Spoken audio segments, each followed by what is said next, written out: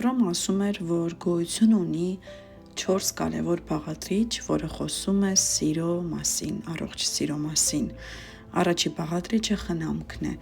Սերը միշտ գործողություններով պետք է ցույց տալ։ Օրինակ, երբ մայրիկը միայն ասում է, որ սիրում է իր երեխային եւ չի խնամում, այստեղ իհարկե խոսքը չի կարող գնալ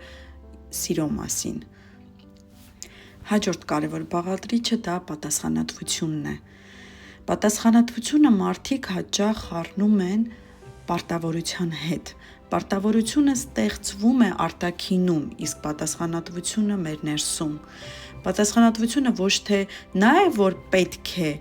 այլ որ ցանկանում եմ, ուզում եմ, որ այլ մարդը մեկ չի մեզ համար։ Պատասխանատվությունը դա այլ մարդու ներկայությունն է մեր կյանքում։ Եվ առողջ սիրո դեպքում մարդը ասում է. ես այստեղ եմ, այլ ոչ թե ես պատկանում եմ քեզ, ես ուզում եմ այստեղ լինել քո կողքին։ Հաջորդ բաղադրիչը դա հարգանքն է։ Դա ունակությունն է մարդուն տեսնել այնպիսին, ինչպիսին նա կա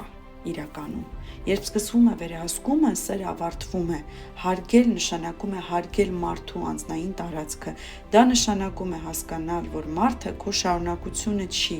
նա անհատականություն է, ինչպես եւ դու։ Եվ սիրո վերջին բաղադրիչը դա իմացությունն է։ Սիրո կարևոր ցուցիչներից է իմանալ մարդուն խորապես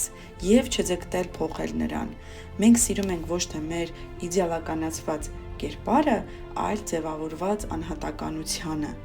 իր դրական եւ բացասական կողմերով հանդերձ եւ համեմատ